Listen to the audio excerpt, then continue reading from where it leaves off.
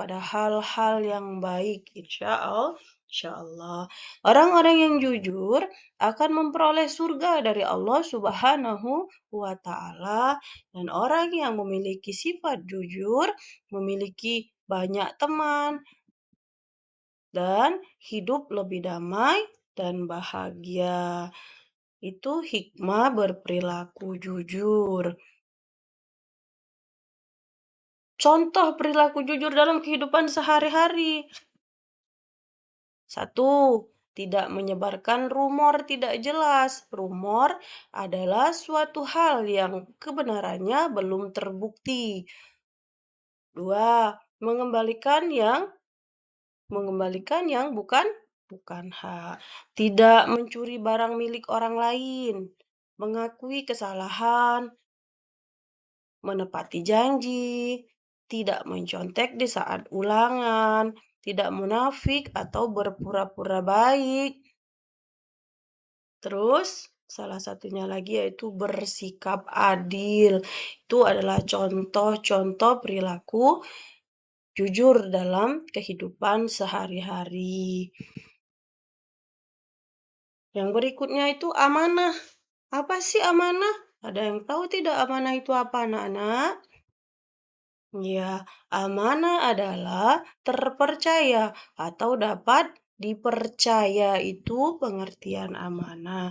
Adapun amanah dibagi menjadi tiga, yaitu amanah terhadap Allah Subhanahu wa Ta'ala, dua, amanah terhadap sesama manusia, tiga, amanah terhadap diri sendiri.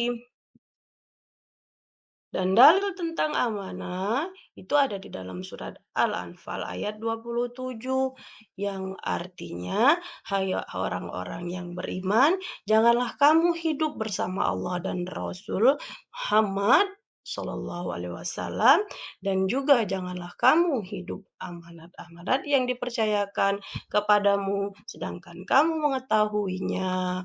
Itu dalil tentang amanah. Lanjut, adapun hikmah perilaku amanah. Ada banyak hal atau ada banyak hikmah ketika kita melakukan atau menerapkan perilaku amanah, yaitu salah satunya dipercaya orang lain. Jadi teman-teman itu akan percaya sama kita. Lanjut, hidupnya akan sukses dan dimudahkan oleh Allah Subhanahu wa Ta'ala.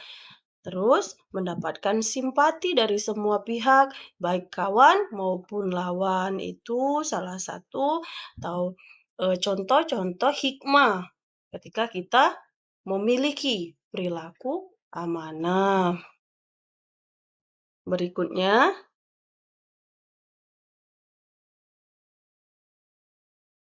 adapun perilaku amanah atau contoh amanah dalam kehidupan sehari-hari. Contohnya, satu, tidak korupsi. Dua, melaksanakan tugas dengan penuh rasa tanggung jawab. Tiga, menyampaikan pesan atau titipan yang dititipkan orang untuk diberikan kepada orang tertentu. Empat, menjaga rahasia. Jadi dapat menjaga rahasia. Terus tidak menyalahgunakan jabatan. Jadi ketika memiliki atau mengemban jabatan itu tidak disalahgunakan. Itu contoh perilaku amanah. Selanjutnya itu istiqomah. Ada yang tahu tidak istiqomah apa, anak-anak? Ya, istiqomah adalah berpendirian kuat atau teguh. Pendirian atau usaha untuk selalu menjaga perbuatan baik di jalan Allah Subhanahu wa Ta'ala secara konsisten dan tidak berubah-ubah. Itu istiqomah. Adapun dalilnya itu di dalam surat Al-Ahqaf ayat 13 yang artinya, sesungguhnya orang-orang yang berkata, Tuhan kami adalah Allah, maka mereka tetap istiqomah, tidak ada rasa khawatir pada mereka, dan mereka tidak pula bersedih hati karena yakin ya. Lanjut, hikmah perilaku istiqomah.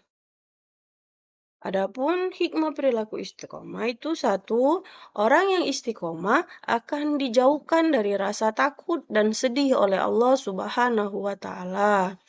Dua, orang yang istiqomah akan mendapatkan kesuksesan dalam kehidupan di dunia karena ia tekun dan ulet.